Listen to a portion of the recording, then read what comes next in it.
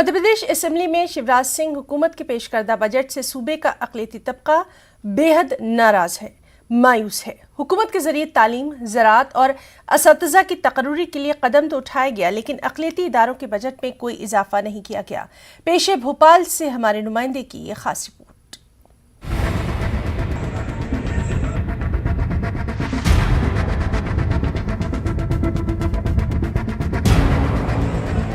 Madhya Pradesh assembly के budget session के तीसरे दिन आज शिवराज सिंह हुकूमत ने अपना सालाना बजट पेश किया। साल 2022-23 का बजट मध्य प्रदेश के वजीर खजाना जगदीश देवड़ा ने पेश किया।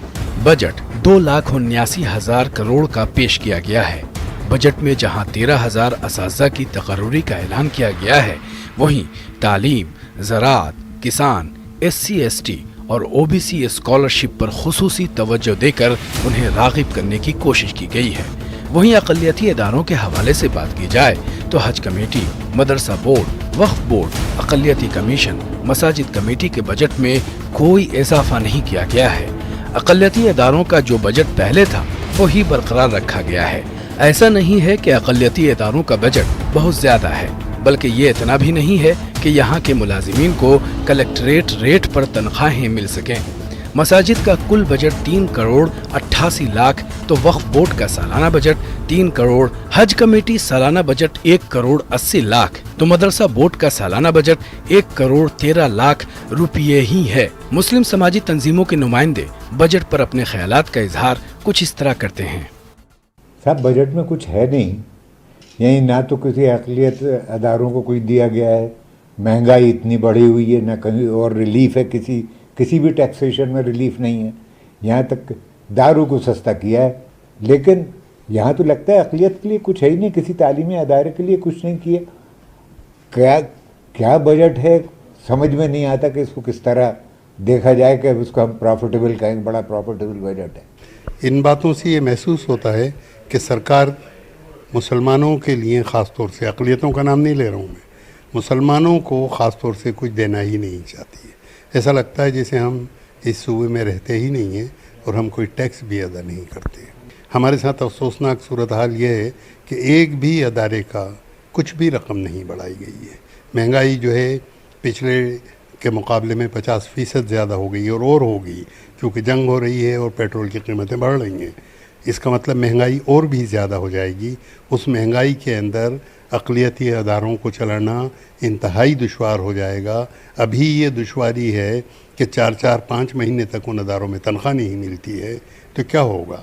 हम तो उम्मीद लगाए थे कि शायद आने वाले इलेक्शन की वजह से हमारी गर्दशोई होगी, लेकिन अक़लियतों को कुछ भी इसमें नहीं मिला। जहाँ तक अभी हमने देखा, हमारे तमाम अदारे जो हैं वो उनकी यूँ ही रह गए, उनको एक पैसा नहीं बढ़ाया गया।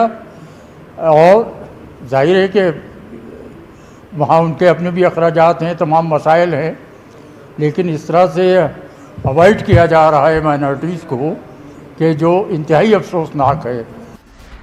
वहीं दूसरी जानिब बजट को लेकर बीजेपी और कांग्रेस के बीच सियासी घमासान भी जारी है। कृषि क्षेत्र में क्या उपलब्धियां हैं, पर ये बजट अभी फिर से एक झूठ और फरेब का पोता है। आज केवल ये बताना ये प्रावधान किया है, पिछले साल भी प्रावधान किया था, उस प्रावधान का कितना उपयोग हुआ, कितनी बेरोजगारी घटी, आज क्यों खाद और बीज के दाम बढ़े। ये जनता को गुमराह करने का, जनता को फिर से धोखा देने का बजट है। ये बजट किसान, गरीब, महिलाएं, बच्चों, बुजुर्गों और युवाओं को समर्पित है। सबका साथ, सबका विकास, सबका विश्वास और सबके प्रयास से इस प्रदेश को और देश को आगे बढ़ाना है। चाहे बिजली हो, पानी हो, सड़क हो, स्वास्थ्य हो, शिक्षा हो, पेयजल की व्यवस्था हो, जो काम 60 साल में नहीं हुआ कांग्रेस के राज में, वो काम प्रधानमंत्री नरेंद्र मोदी जी के नेतृत्व में हमने 7 साल में करके दिखाया है देश में। हुकूमत के बजट से मायूसी का शिकार मध्य प्रदेश की मुस्लिम तंजीमों ने अक़लियती इदारों के बजट को लेकर वजीर आला शिवराज सिंह और गवर्नर मंगू भाई पटेल से मिलने का फैसला किया है। न्यूज़ 18 उर्दू के लिए भोपाल से महताब आलम की रिपोर्ट। भोपाल एमएलए आरिफ मसूद और सीनियर कांग्रेस लीडर और साबिक वजीर पीसी शर्मा समेत 100 से ज्यादा कांग्रेस कारकुनान को भोपाल पुलिस ने गिरफ्तार करके जेल भेज दिया। आरिफ मसूद और पीसी शर्मा के साथ कांग्रेस कारकुनान की गिरफ्तारी उस वक्त अमल में आई जब ये लोग भोपाल रोशनपुरा चौराहे पर शिवराज सिंह हुकूमत की अवाम मुखालिफ पॉलिसी के खिलाफ एहतजाज कर रहे थे। कांग्रेस कारकुनान के जरिए बिजली बिलों में बेतहाशा इजाफे और फसल बीमा योजना में हुए बदउनवानी को लेकर एहतजाज किया जा रहा था, तभी पुलिस ने वहां से हटने की बात कही। कांग्रेस कारकुनान ने जब रोशनपुरा चौराहे से हटने से इनकार किया और हुकूमत के खिलाफ अपना एहतजाज जारी रखा तो पुलिस ने उन्हें गिरफ्तार करके जेल भेज दिया। मुख्यमंत्री शिवराज सिंह चौहान की जन विरोधी नीतियों के खिलाफ कांग्रेस जनों का प्रदर्शन था, जिसमें बढ़ते हुए बिजली के बिल जो आम जनता से लूट मचा रखी है सरकार ने, उसके खिलाफ हमारे विधायक आरिफ मसूद जी और पीसी शर्मा जी को गिरफ्तार किया गया है। ये बहुत ही निंदनीय है। ये सरकार ये ना समझे कि इन नेताओं को गिरफ्तार करके जेल पहुंचा देंगे और आवाज़ बंद हो जाएगी, लेकिन कांग्रेस का एक एक कार्यकर्ता इन नीतियों के खिलाफ आवाज़ उठाता रहेगा। मध्य प्रदेश शिवराज सिंह हुकूमत ने अपना सालाना बजट 2022-23 असेंबली में पेश किया। हुकूमत की जानिब से 2,79,000 करोड़ का बजट पेश किया गया। हुकूमत के जरिए सूबे की हमजहत तरक्की और सभी का ख्याल रखने वाला बजट इसे जरूर बताया जा रहा है, लेकिन मध्य प्रदेश की अक़लियतों के ताल्लुक से बात की जाए तो उन्होंने इस बजट को बेहद मायूस कुन करार दिया है। मध्य प्रदेश के सभी अक़लियती इदारों में जिस तरह गुज़िश्ता 2 बरसों से कोई इजाफा नहीं किया गया था, इमसाल भी कोई इजाफा नहीं किया गया। हुकूमत ने आज अपना बजट पेश कर दिया है। 2.5 लाख करोड़ से ज़्यादा का बजट पेश किया गया, लेकिन अक़लियतों के हवाले से बात करें, चाहे वक्फ बोर्ड की, मसाजिद कमेटी की, मदरसा बोर्ड की या दूसरे इदारों की बात करें, उसमें 1 रुपए के भी इजाफा नहीं किया गया। इस पर बातचीत करने के लिए हमारे साथ भोपाल एमएलए आरिफ मसूद साहब मौजूद। इनसे जाते आरिफ साहब, इतना बड़ा बजट पेश किया गया और सरकार ये कह रही है कि सबका ख्याल रखा गया। ये सरकार झूठी है और मैं बहुत पहले से बात कहता रहा हूँ कि शिवराज सिंह सरकार झूठ का पुलिंदा है। और आज जो बजट पेश किया, इतना अफसोसनाक बजट है कि एक भी अल्पसंख्यक कल्याण योजना का कहीं पे कोई भी जिक्र नहीं है। बढ़ोतरी करना तो दूर की बात है, जो 91 बिंदु चर्चा में रखे उसमें उल्लेख भी नहीं करा। तो इससे अंदाज़ा होता है कि कितना पक्षपातपूर्ण रवैया शिवराज और शिवराज की सरकार का ये साबित हो गया। सबका साथ सबका विकास कहते हैं, और मैं समझता हूँ इन्होंने शायद इनके प्रधानमंत्री नरेंद्र मोदी जी को भी ठेंगा दिखाया है, क्योंकि मैंने एक बयान पढ़ा था नरेंद्र मोदी का, जिस पे उन्होंने कहा था कि मैं चाहता हूँ कि मुस्लिम वर्ग के एक हाथ में कुरान और एक हाथ में कंप्यूटर देखना चाहता हूँ। आज मध्य प्रदेश का बजट उनकी उस कथनी को आईना दिखा रहा है कि ये जो आप कहते हो उस पर अमल नहीं करते, और उसका उदाहरण मध्य प्रदेश का बजट है जिसमें अल्पसंख्यक के अंदर एक भी बढ़ोतरी नहीं की गई। लेकिन यहाँ पर आपने कुछ दिन पहले मध्य प्रदेश के अक़लियती वजीर को ख़त भी लिखा था, और अक़लियतों के चाहे हम मदरसा बोर्ड के बजट की बात करें, मसाजिद कमेटी की बात करें, वक्फ बोर्ड या हज कमेटी, उसमें भी 1 रुपये का इजाफा नहीं किया गया। देखिए, मुझे बहुत अफसोस है। मैंने स्वयं उनसे फ़ोन पर बात करी थी और उनसे मैंने दरख्वास्त करी थी कि मैं एक नुमाइंदगी के रूप में आपसे एक दरख्वास्त करता हूँ, विधानसभा का सदस्य हूँ और एक अपने समाज की तरफ से आपसे दरख्वास्त करता हूँ, आप इस विभाग के मुखिया हो, हमारे मुखिया हो, मेहरबानी करके इस बजट में बढ़ोतरी कराइए। लेकिन निराशाजनक बजट है, और मैं समझता हूँ मंत्री भी आशा हैं, सब मंत्री उन्होंने बना रखे दिखाने के लिए, एक ही का खेल चल रहा है, बाकी कोई नहीं है। पिछड़ों की बात करते हैं, पिछड़ों की सरकार है। 50 करोड़ रुपये ये लिया हुआ है, 50 करोड़ का प्रावधान है पिछड़ों के लिए। तो ये सरकार ना अल्पसंख्यकों की है, ना पिछड़ों की है, ना गरीबों की है, ना किसानों की है। ये सरकार सिर्फ बेईमान और धोखेबाजों की है। कैमरामैन मोहसिन खान के साथ मेहताब आलम, न्यूज़ 18 उर्दू, भोपाल। इसी के साथ रुकना चाहेंगे एक छोटे से ब्रेक के लिए।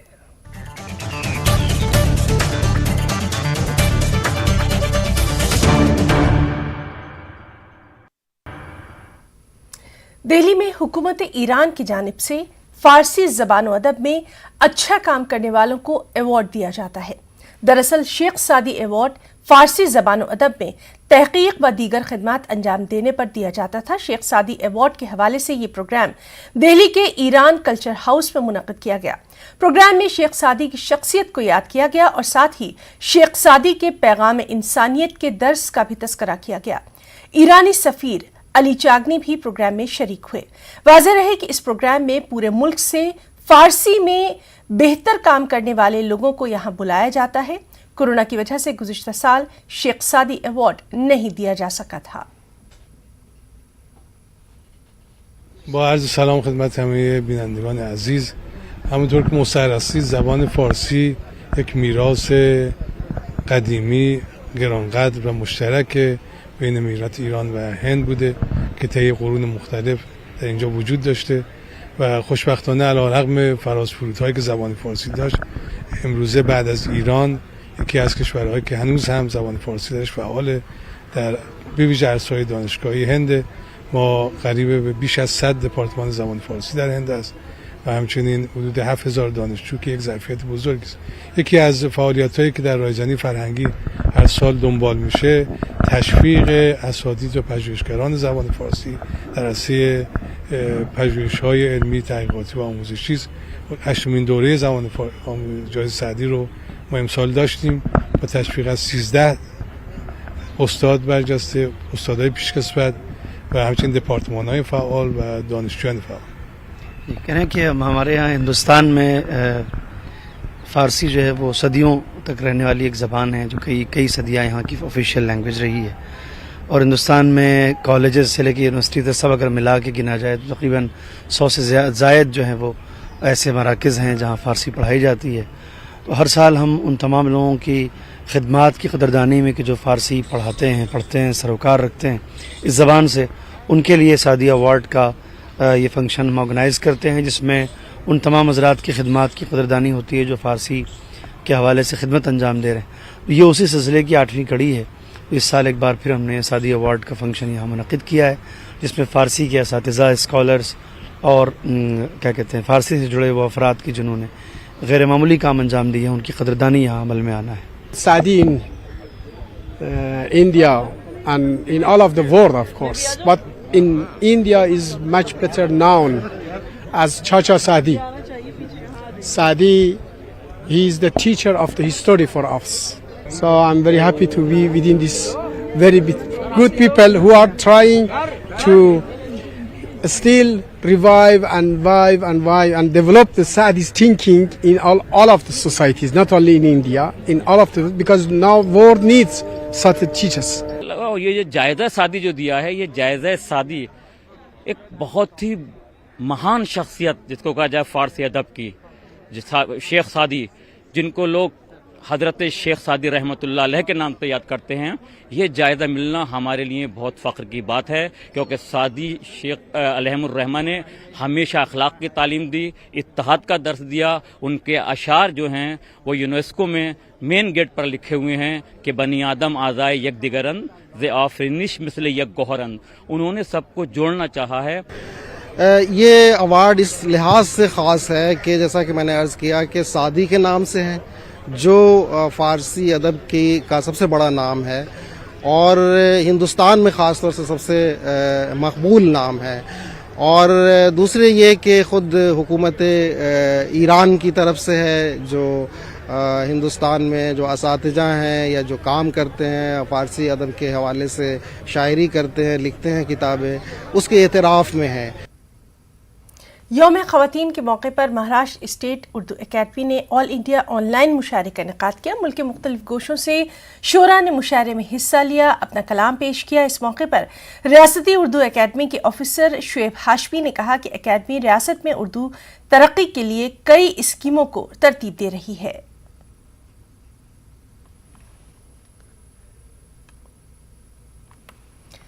यूक्रेन में जंग के सबब फंसे हिंदुस्तानियों के वतन वापस आने का सिलसिला लगातार जारी है। जो भी आता है वहां के खौफनाक मनाजिर से वाकिफ करवाता है। लेकिन अलीगढ़ पहुंची MBBS सेकेंड ईयर की तालिबा नईम रशीद ने बताया कि यूक्रेन में फंसे हुए हिंदुस्तानियों को बहिफाजत वतन तक लाने में मुल्क के कौमी परचम का बेहद अहम रोल रहा है।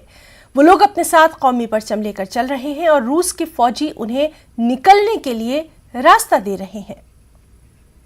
उसे ये कहा गया था कि आप एक इंडिया का फ्लैग या कुछ अपने बसेस या जिस भी व्हीकल्स के थ्रू आप जा रहे हैं आप एक लगा लें ताकि एक पहचान हो जाए कि इंडियन स्टूडेंट्स हैं, तो वो कुछ नहीं करेंगे। तो हमें मेसी ने ये कहा था, तो इसी वजह से हम लोगों ने इंडियन फ्लैग का प्रिंट निकलवा कर अपने बसेस के आगे लगा रखा था ताकि ये हो कि हम इंडियंस हैं। आफ्टर द बॉर्डर जब हम रोमानिया पहुंच गए, बॉर्डर क्रॉस कर लिया, उसके बाद उनका रोल काफ़ी अच्छा रहा हमें फ़्लाइट्स अरेंज करके देने में, और रोमानिया में जो हमारा शेल्टर में एक स्टे था वो काफ़ी ज़्यादा अच्छा था, काफ़ी ज़्यादा हेल्पफुल, फूड, अकोमोडेशन सब चीज़ें हमें दी गई थी। और तिरंगे का क्या रोल था? तिरंगे से हमें बहुत सेफ्टी हुई रशियन फोर्सेस के थ्रू, क्योंकि वो ये मतलब हमें कुछ डिस्टर्ब नहीं कर रहे थे, नोइंग कि हम इंडियन स्टूडेंट्स हैं। बहुत इंपॉर्टेंट रोल क्या है, चूँकि गाइडलाइंस मिली थी इन लोगों को कि जो भी बच्चे मूव करेंगे फ्लैग्स को अपने साथ रखेंगे, अपने तिरंगे को साथ में रखेंगे, ताकि इससे ये लोगों को पता चला रहा है। रशियन भी जो है वो कोऑपरेट कर रहे हैं कि वो देख लेते हैं कि इंडियन फ्लैग है, तिरंगा इनके हाथ में है, मतलब इंडियन है, तो उस पर पैसेज उनको सेफ पैसेज दे रहे हैं, उन पर अटैक नहीं कर रहे हैं। ये बहुत बड़ा उनका उसका तिरंगे का एक सहारा मिला है बच्चों को वहाँ से निकलने के लिए।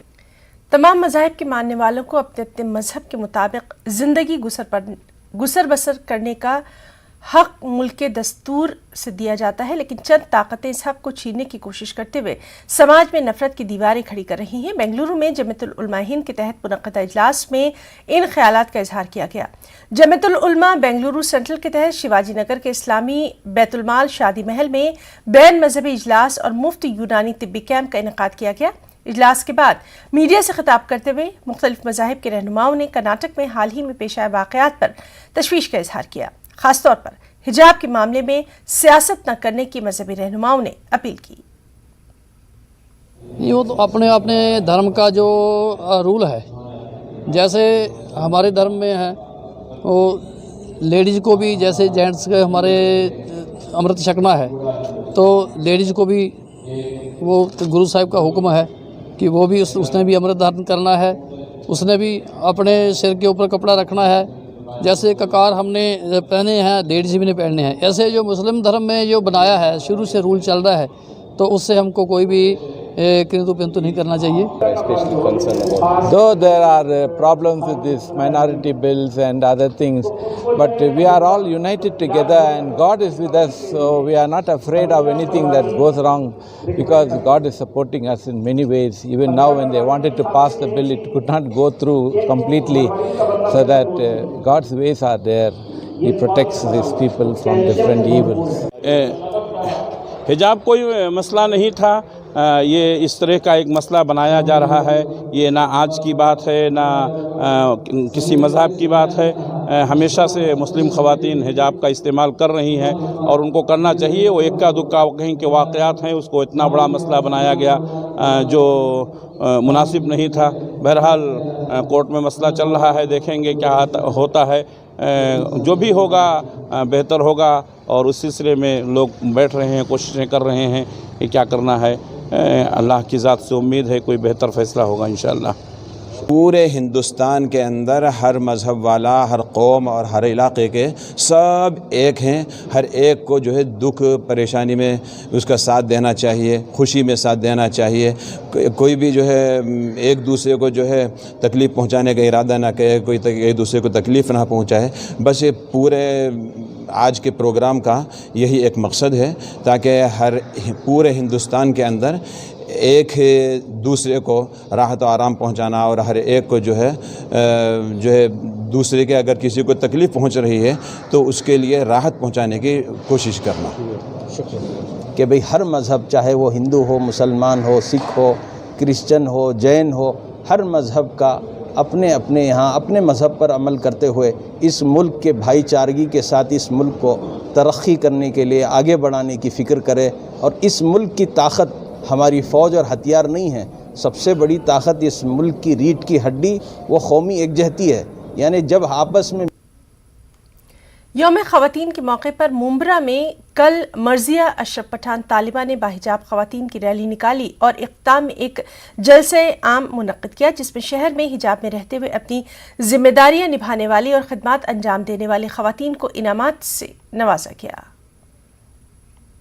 अलग अलग जगह पर अलग अलग तरीक़ों से वुमेंस डे सेलिब्रेट होता है। कोई अलग तरीके से करता है, कोई कुछ अलग तरीके से करता है, कोई कुकिंग कंपटीशन रख के करता है, तो कोई ब्यूटी कॉन्टेस्ट रख के करता है। तो हम एज मुस्लिम वुमेन हमारे कल्चर को रिप्रेजेंट करके इसको करना चाहते थे, इसलिए हमने एक कॉन्सेप्ट बनाया कि हम क्यों ना वुमेंस डे को हिजाब डे से एक मिक्स करके ये कॉन्सेप्ट को बनाया जाए, उसके साथ सेलिब्रेट किया जाए। और बहुत सारी ऐसी महिलाएँ हैं माशाल्लाह who are doing incredibly great, बहुत अच्छा कर रहे हैं वो लोग हिजाब को पहनते हुए। Women are doing sports, women's are doing good in law, doctors बन रहे हैं औरतें। मैंने यूपीएससी अटेम्प्ट किया है, I am into social work now. तो हमारा जो कल्चर है वो हमें अलाउ करता है कि हम अपने हिजाब में रह के, अपनी डिग्निटी में रहकर हर चीज़ कर सकते हैं, पढ़ाई हासिल कर सकते हैं, करियर हासिल कर सकते हैं। तो यही चीज़ को एक कॉन्सेप्ट था।